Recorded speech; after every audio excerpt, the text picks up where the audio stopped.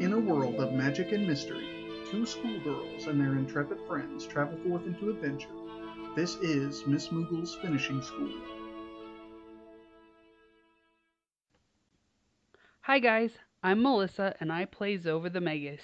Last time on Miss Moogle's Finishing School, we fought an owlbear, met our new friend Diana, and brought a book back for Miss Moogle.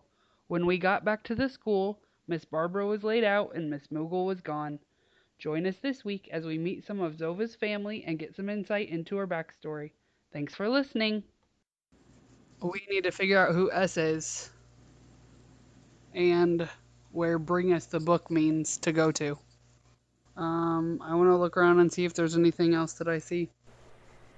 Okay, you look around the room. It's pretty normal. Just no Miss Moogle and a note on the desk. Give me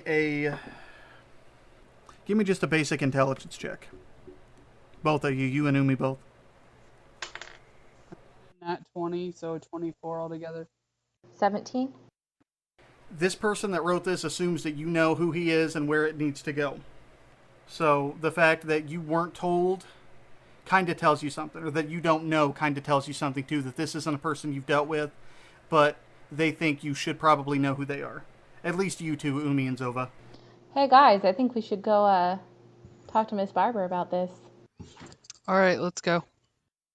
Okay, so you guys go downstairs, and Diana is helping Miss Barbara sit up, and Miss Barbara is kind of catching her breath and is very confused at you guys being here and what's going on, and she says she just needs a cup of tea.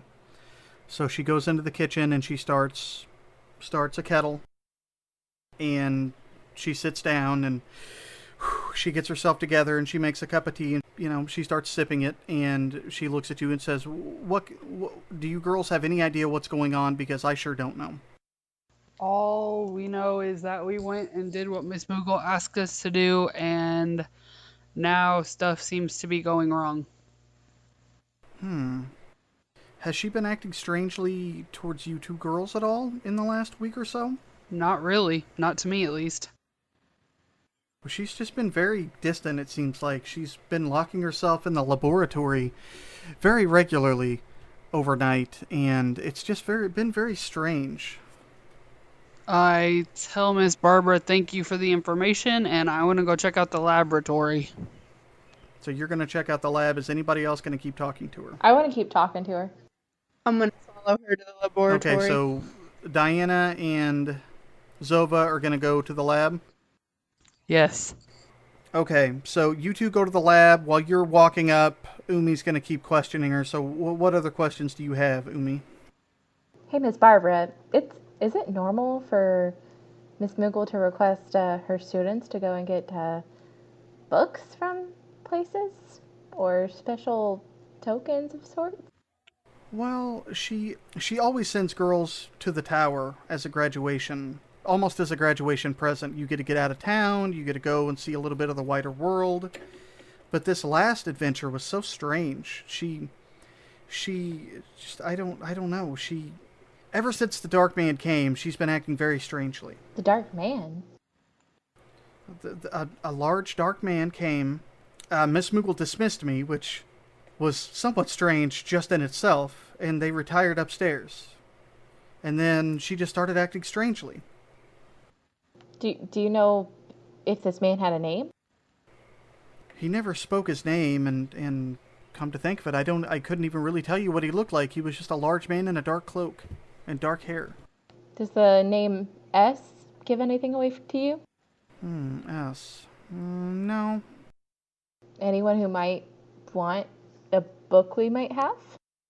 Why don't you let me think on it, dear? You go up and help your friends. To the laboratory! Okay, so you guys go up to the lab, and the lab is unlocked, and you walk in, and it's just a small. This is basically where the girls do their magical experimentation. So it's got a few bookshelves on the walls, and there's a large trestle table in the middle, where you mix up your concoctions and you mix up your magic ingredients, your components. And there are a few lightning rods in the wall where you can zap at stuff, and it'll disperse the energy safely. There's not really anything in here. The books that are in here are all just either notebooks for the girls to read or just basic textbooks. Nothing there is any different. I want to look around, see if I find any weird journals or anything. I'm gonna look around as well. Okay, so you guys are looking around, and the notebooks are all like hardbound notebooks with, blank pages, and, it's what the girls take their notes in. And Zova, you see a few that you've written, you see a few that Umi's written in, just a few kind of odds and ends. Everybody takes their notebooks when they leave, and you two were the only present students.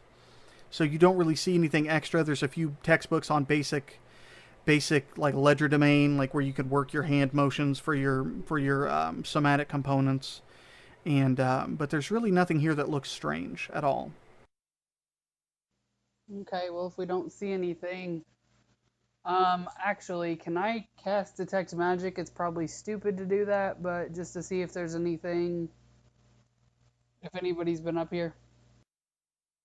Okay, so you cast Detect Magic, and you're seeing that kind of the red and black dots that you had seen kind of moving through the tower here, but it's not as intense as it was in the basement of the tower. Okay. I mean, if I didn't find anything, then I don't know.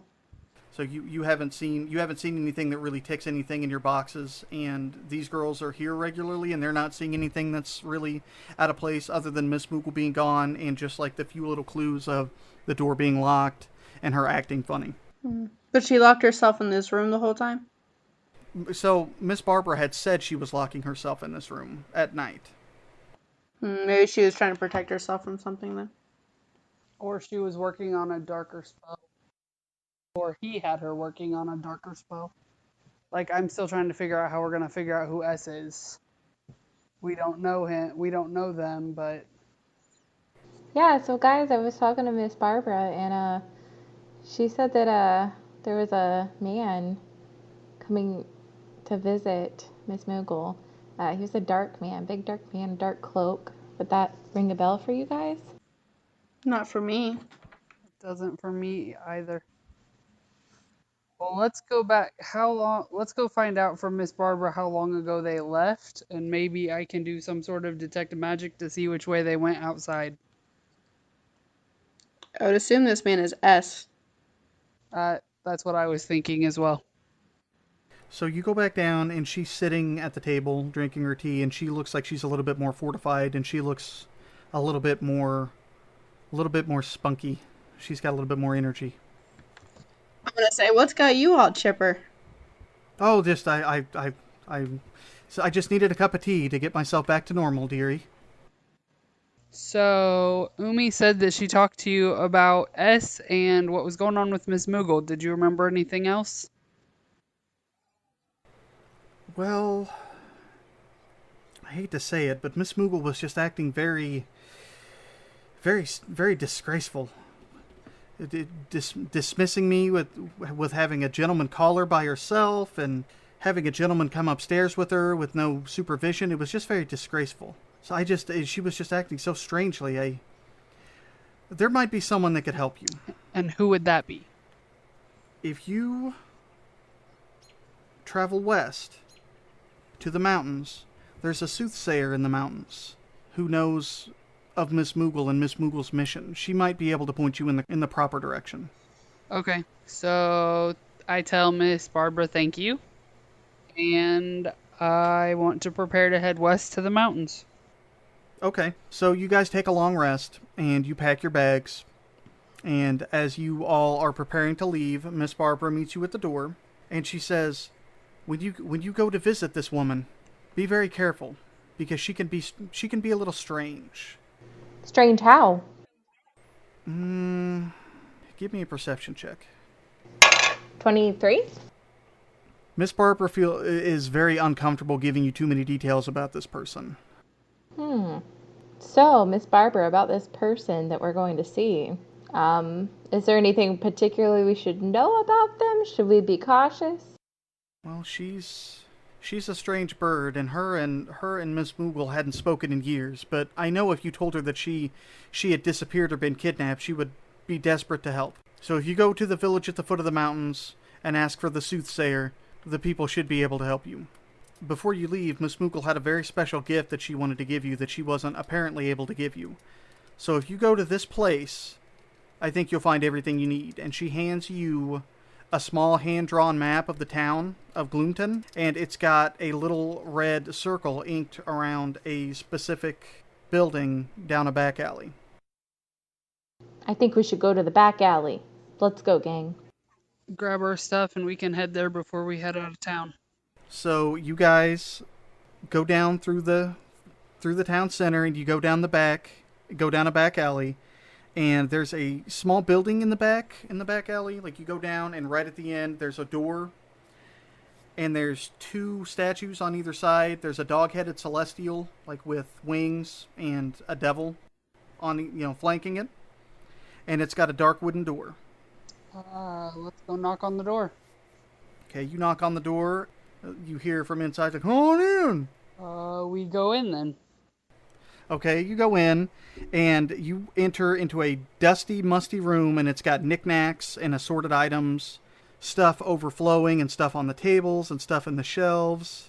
And there's just stuff overflowing everywhere, and as you walk in, you see a little sign over the back door, over the back wall, and it says, "Nice Guy Nuffles, Needful Knickknacks." Sir, my name is Zova, and I'm from MissMoogle'sFinishingSchool, and we would like to talk to you. Well, come on in. Thanks for coming down. Nice Guy Nuffles, come on in and let her look around. What can I help you with today, girl? Apparently, Miss Moogle had something here for us. Okay, so this person came around the corner, and he's a tiny tinker gnome with big old buck teeth. He's got a brown frock coat and a pair of steampunk goggles on his head. And he is very animated and very happy to see you. He likes to see people, apparently. And he says, "You got something in Moogle? Come on over and show me what you got." Alright, I'm gonna walk over to him and say, we were told by Miss Barbara that Miss Moogle had something here for us to pick up. "Well, Miss Barbara's going to tell you. You wait right here and I'll be right back." And he turns around and he walks into the back room. I want to look around. Okay, yeah, it's basically like every item shop you've ever seen, but it's so overloaded with crap, and it's clearly never dusted. So it's super dirty. You're seeing like old like alchemical stuff, and there are like folders, and there are like broken swords and rusty shields. Just a variety of crazy crap. Just everywhere, just piled everywhere. I want to see if I can find any snake stuff. Okay, you look around, and you're not seeing anything with a snake motif or anything like that. Okay. Let's try detect magic again. You detect magic, and you can see a strong blue aura towards the back where Nuffles is at. I want to walk towards that area. Well, that's his back area behind the desk. Okay, so it's just back. Okay. Yeah, it's like he walked into the back where, like, he's got like a little curtain, and he walked around the curtain to get into his back area, to his workshop area. Okay. I just want to stand here and wait for him to come back. Okay. So he comes back around the corner, and he's got an armful of boxes. "I got something right here for you." And Umi, he hands you like a smaller, like a hat, almost a hat box, but it's a little flatter. And then he says, "And for you, I got something right here." And he hands, it's almost like like a necklace box. And then and then he turns to Zova, and he says, "And last but not least, there's Zova." And he hands you something that looks like the big cylinders that hold fishing rods. Alright, I want to say thank you, and we will be on our way. "Well, thanks a lot, girl. Be safe, and don't hesitate to come back to Needful Nuffles. Not got no Needful Emporium. Needful Knickknack." And we leave. When we walk out, I would like Zova to use detect magic on my box before I open it to make sure it's safe. Okay, when we walk outside, we'll go to the side. So I cast detect magic on all of the packages that we received. Okay, so you're looking at this. You cast your detect magic on these packages. There's a very pale aura, a pale, almost not white, but almost like it's almost like they glow a little bit. Okay, okay, you guys, I'm pretty sure these are safe, so I'm gonna open my box. Umi, your box has a small pale metal diadem with a pale blue gem right in the middle of it. At Diana, You open yours, and it has a small brown amulet in the shape of a tree, and the tree has a fist, and it's punching out. That's cool. I want to put it on. You put it on, Addie, and you instantly feel like a little, like your fists are like, ah! So that, Addie, this is an amulet of Mighty Fists. It gives you +1 to attack and +1 to your damage rolls. That's fun. I'm going to put my diadem on. You feel a little bit more energetic, and this is a lesser kineticist diadem, and it gives you +1d6 to your kinetic blast. I feel so energetic right now. All right. Zova, you open yours, and in it you see it's a new rapier. It's got a dark leather grip, and it's got a swept wire hilt that's like kind of pale white. And when you pull it out, the edge and the tip have an extremely bright sheen. A masterwork keen rapier. So it adds +1 to your attack rolls, and it doubles your crit range. That's fun. So +1 to my attack rolls. Yep. Okay.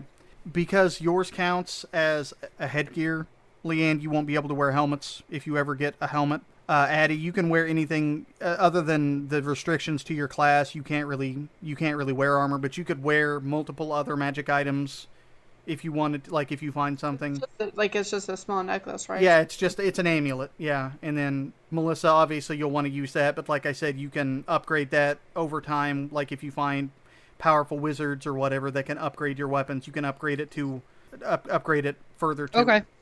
So you guys just got some extra gear from Miss Moogle. You guys are going to be headed west, which west is the direction that Zova's family estate is on. That's exciting. Are we going to run into her family? Guys, let's go ahead. It'll take us about 2 days to get to the mountains, but we can stop at my family estate on the way there. So we will meet your family. We will.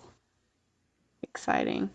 So Are they as sweet as you, Zova? I roll my eyes and just say, let's go. Okay. So you guys are on your way. So you guys head west for about 8 or 10 hours, and you're kind of moving on the road, and you see, people with carts and traders and farmers and stuff like that bringing their stuff to market. And you get a little further along, and you see a very large mansion off kind of in the distance to the right. And as you come closer, it just seems like it keeps growing and growing and growing, this manor house, and you're seeing all these farms. Very clearly, this is a major house. This is a major manor.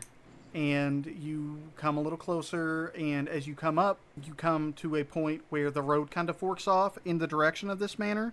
And it's got a large sign over it, and over the top of it, it says Pebblebrook Manor. All right, guys. Well, this is where we're going to stop for the night. Let's head this way towards Pebblebrook.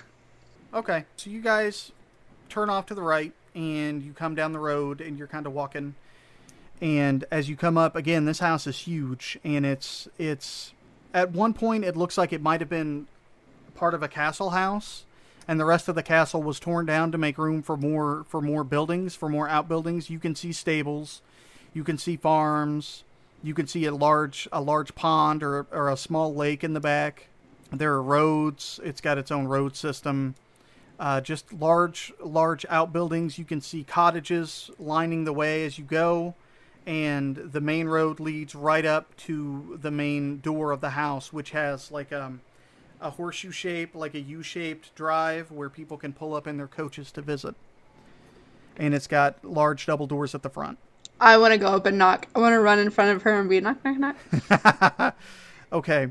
So you knock on the door. A very tall man, very tall, skinny, older man in a very nice livery, black and cerulean blue. So he answers the door, and he kind of like stiffly looks down and says, "May I help you?" I want to run up and be like, "Hi, you must be Zova's dad. How are you?" Mistress Zova has returned. You ladies will have to wait outside. Mistress Zova, you may come right in. I go inside. I want to come in too. He steps in the way of the two of you. I can't come in?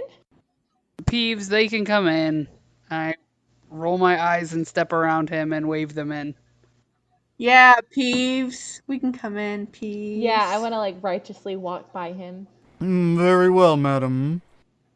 And we go in and he shuts the door.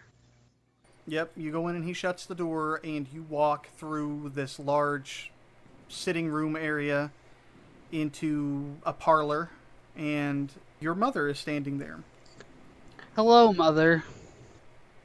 I wasn't sure you were going to come back. What are you doing here now? We are heading for the mountains on a trip for Miss Moogle, and we need somewhere to stay for the night. Of course you do. Well, of course you can stay in your old room, but your friends will have to stay in the stables. No, Mother, they can stay with me in my room. And she grabs your arm and she pulls you aside and says, "How dare you bring these commoners into our home?" Well, I guess you'll just have to get used to it, won't you? And I roll my eye at her and walk past. When we walk past, I'm gonna look at her and say, "You'd be surprised how much of this you don't need." And she shakes her head and says, "Your sister would never have done this to me." And she turns and walks away. And I just keep walking. Okay. Wow, Zova, your house could fit like 6 of my houses. Okay, so you guys go upstairs to your room, and you've got this very, very sumptuous bedroom with like a 4-poster bed, and it's decorated in pinks, and you've got doilies and drapes and dolls everywhere and stuff like that. Excuse my mother's decorations. I don't know what she did with the place after I moved out and went to Miss Moogle's. She seems like she's really into the gaudy stuff. She's really into something. Really like what you done with the place, Zova. I roll my eyes at her and tell them to make themselves comfortable. I'm gonna go jump on her bed. I take my shoes off and take off all my gear and just plop it down on the ground. So you're just standing there naked? No, my gear, not my clothes. Oh, okay. I was really confused for a second. My gear. I take off my traveling cloak and have a seat at my table. You guys have come, and it's a few hours before dinner. Zova, you know that usually for dinner time, your parents are very proper and very like old school. So if whoever was staying would be invited to dinner. You guys, hang out and relax and kind of clean the dust of the travel off your face, but no invitation comes.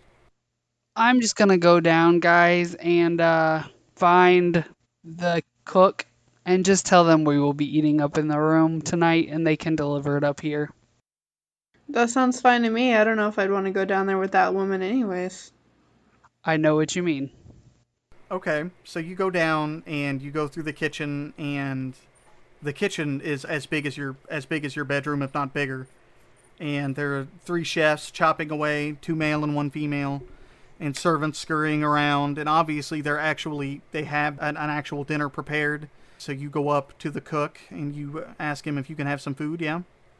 Yes, I tell him that we need 3 servings for my friends and I. Okay, he says, "Oh, Mistress Silva, it's so good to see you again. Yeah, your mother was being a bit, but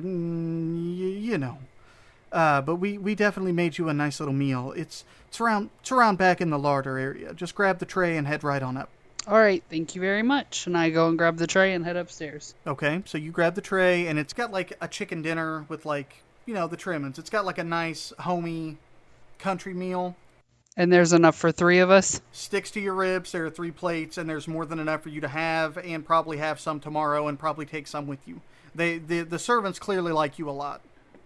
So I take it upstairs and put it on the table, and I kind of just let everybody serve themselves like buffet style. I grab like the minimum amount of servings. So you guys just eat, and then what are you guys going to do after you eat? After we finish our food, let's discuss our plan for when we get to the soothsayer's house. So what are you guys thinking? So we're going to go see this soothsayer, and she should be able to tell us who S is and where Miss Moogle is at. Or at least point us in a direction. Do you think she knows that we're coming? Probably. It's possible if she knows to expect us. I think he or she or whoever, even if they did know, they wouldn't let us know that they know. We should probably get cleaned up, and I will take this back down to the kitchen, and I will have them make us packs for tomorrow with food out of the leftovers of this, and then we can get ready and go to bed. Make sure they put my snack pack in it. I'm gonna go use the soap. I haven't had a soap bath in weeks. And we can tell, I say as I walk out of the room. Well, you don't smell like daisies yourself. No, I don't like daisies, and they really don't have an odor. And I walk out.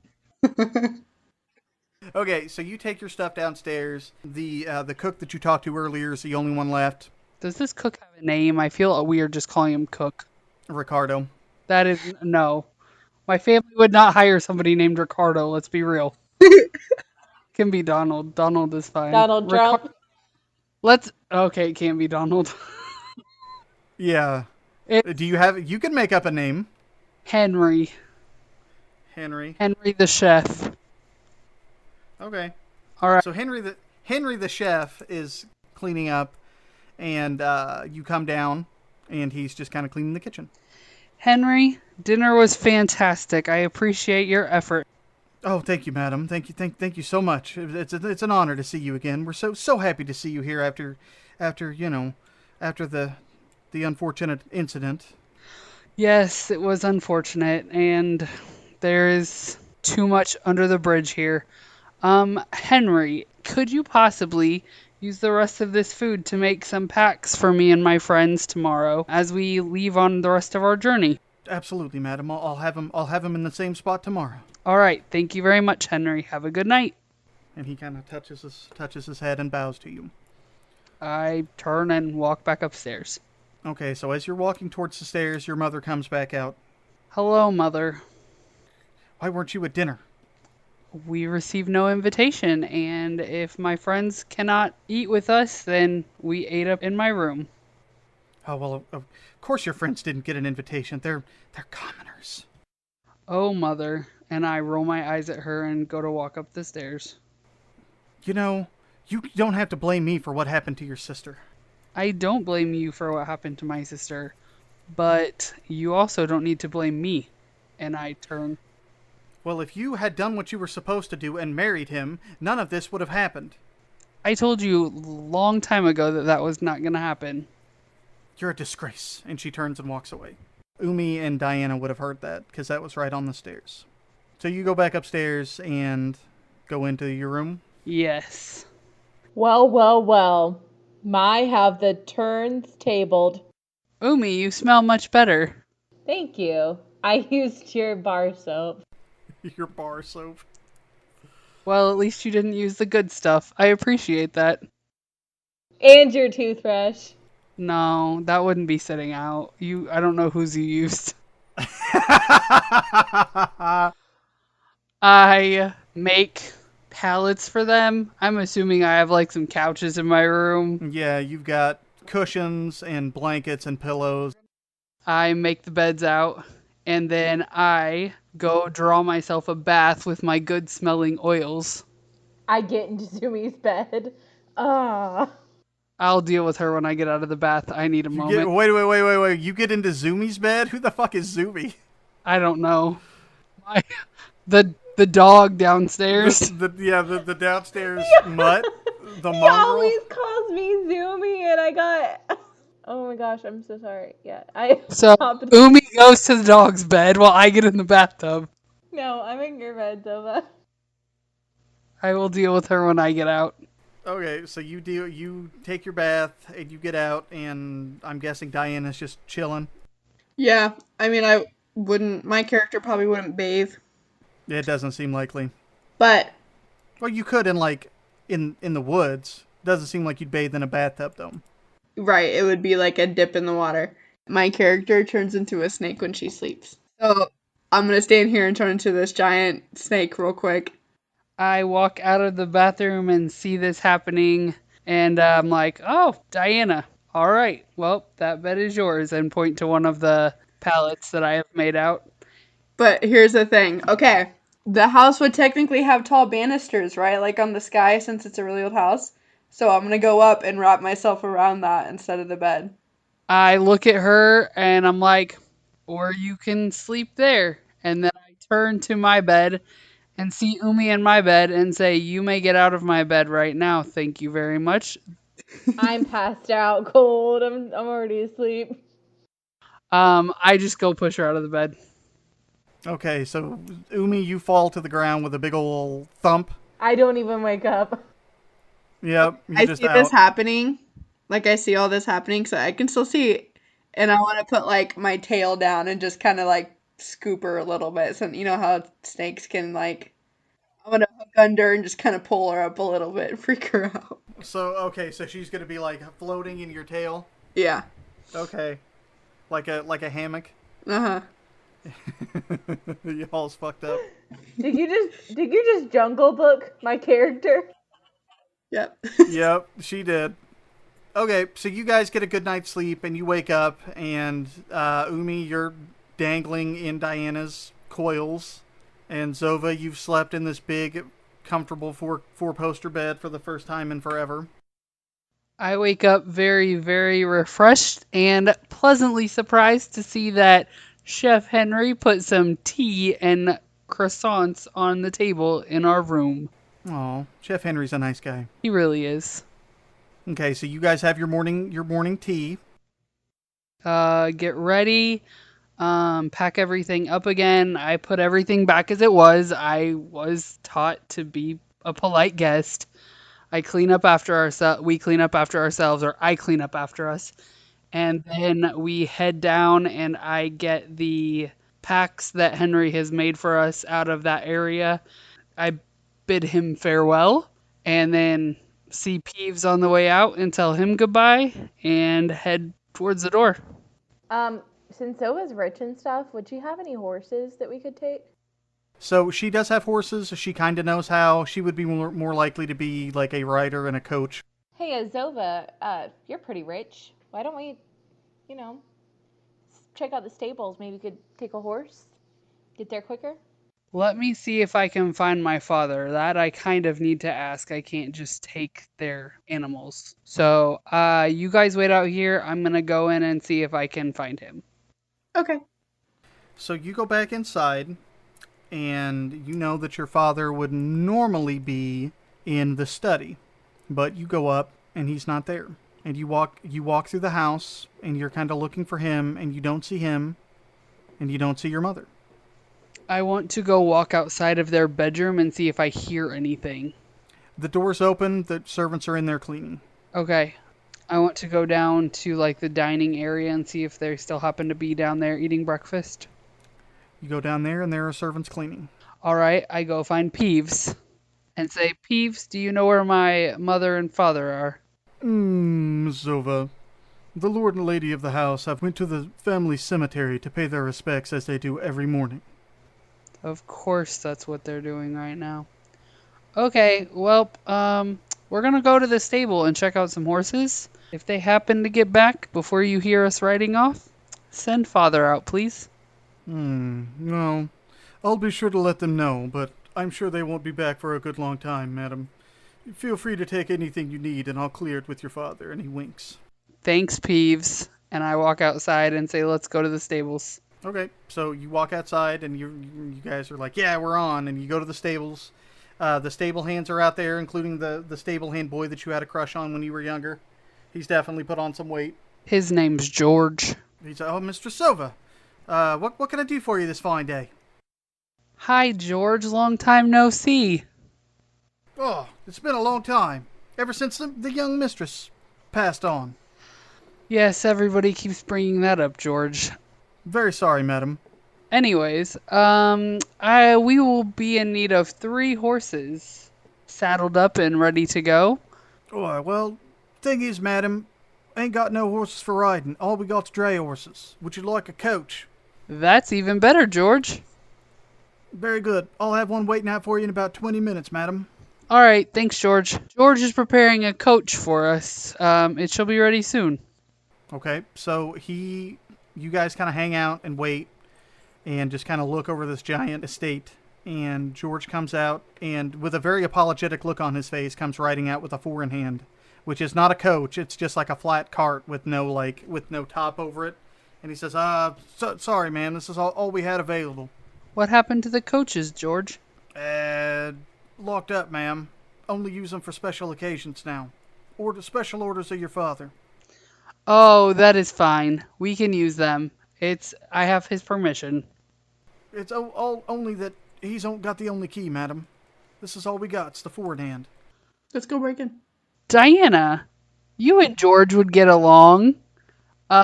So why don't you talk to George for a minute? I'm gonna go speak with Umi. I walk over to Umi and I say, I need you to sneak in there and you need to do your stuff. Make sure nobody sees you. Well, well, well, my have the turns tabled.